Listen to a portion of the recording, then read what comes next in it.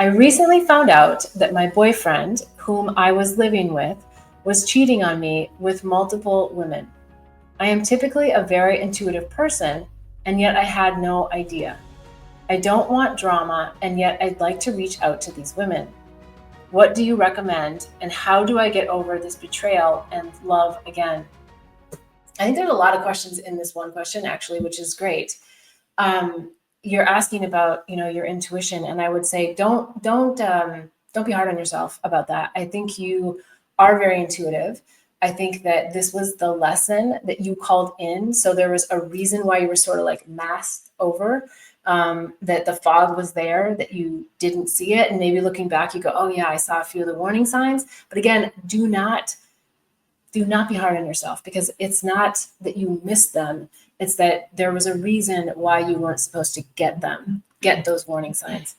And then you say, I want to reach out. I get not wanting drama. I think that the first thing to do, and I feel like you're doing this, is to just make sure that you are doing your healing work, because oftentimes reaching out to other women can be really traumatizing, because they're having their own experience with the information, and they're having their own experience with you and how you fit in. And so there's can be a real intricate energy that happens that can be not that healthy for you, unless you're in a grounded place or you have a strong support system that you can go to if the information you're getting from them is not what you're expecting. Because I think, ideally, we want to be able to call people and have them have the same feelings or have the same reactions or have the same whatever.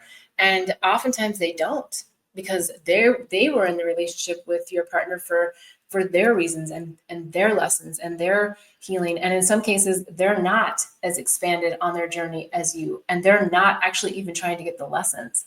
And that's oftentimes where the drama can come in too, is that it's coming from their lens, and that gets challenging. So, but I do get the feeling that you are here to disclose that's part of why you had this sort of this fog, and that you are here to have those conversations, not just for yourself, but also for the other women.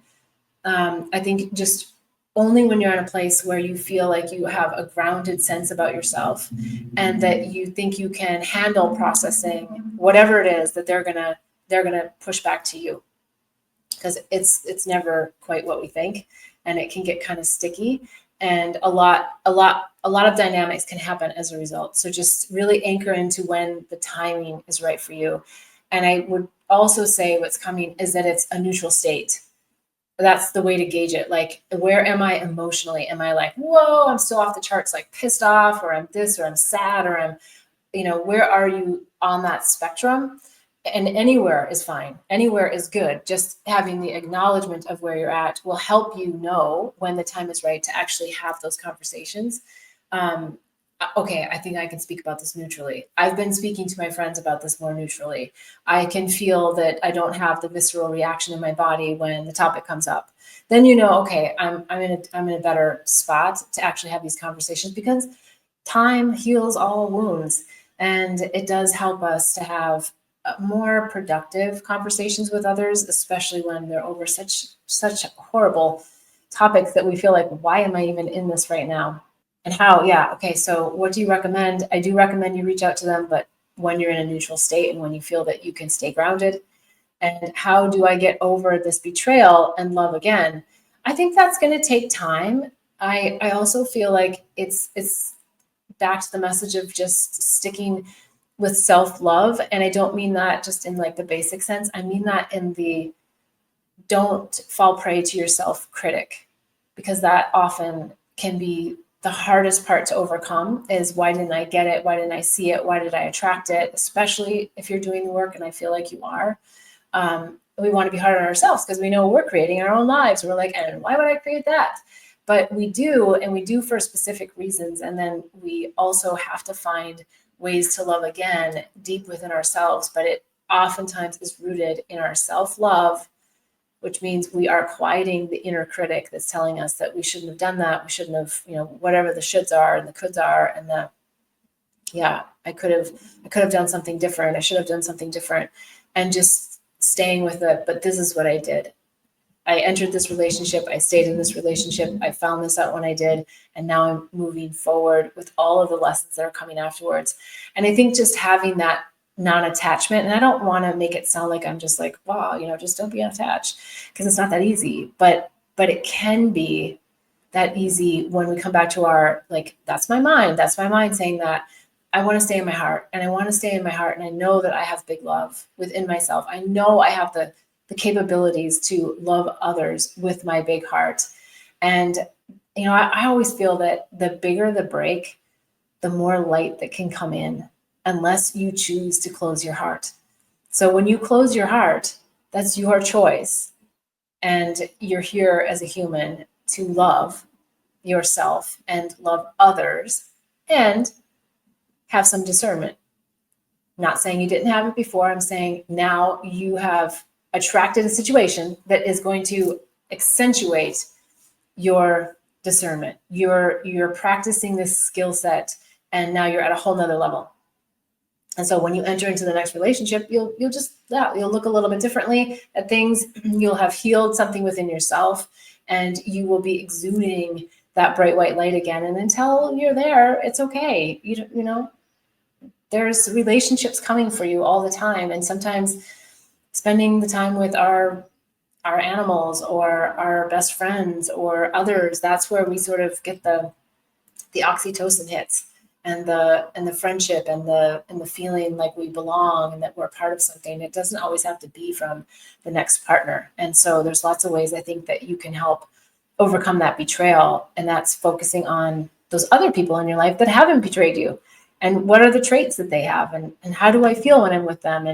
And maybe there's some things, not from a judgment, but just from an acknowledgement standpoint, that, there were some things that maybe I did feel in my body, but I didn't take action on, or I just didn't have enough information on. Okay, well, next time in the next relationship, when I feel that, thank you, first of all, to the previous partner for helping me, get that discernment at another level. And then you use it, and you just keep using it, and you keep using it, and you keep watching, like, am I able to be vulnerable? And in the right set and setting, which sounds kind of strange to say, but I guess what I mean by that is that you're in a safe container with your soul, with someone. And that's also, I think, something for you in this part of your life that, you're really just feeling into, like, is this person going to hold my soul like a fragile egg? And until they do, then you just keep exploring them to understand where they're at on their journey and if they're a vibrational resonance with you. And I think you'll find that it's easy to love again. It's just that this was a tough one. This was one that was going to help break you open to a whole nother level. Each week, I so appreciate you tuning in. Sundays, 11 a.m. Pacific time. And I love your questions, and I love bringing through the insights. If you want more support, you can always go to bethbell.me. You can write your questions there, bethbell.me/questions. You can write in the comments here, and I'll always pull them forward for the next show. And there's also the Awakening and Healing Handbook on bethbell.me. It's got lots of tips, tools, techniques, and modalities that can help you on your spiritual awakening journey, as well as the Herpes Handbook. And if you're ready for spiritual medicines, there's also the Psychedelics Resource Guide. And of course, you can always find my best-selling book, Angels, Herpes, and Psychedelics, Unraveling the Mind to Unveil Illusions. Until next week, I am wishing you so much bliss and love on the journey. Namaste.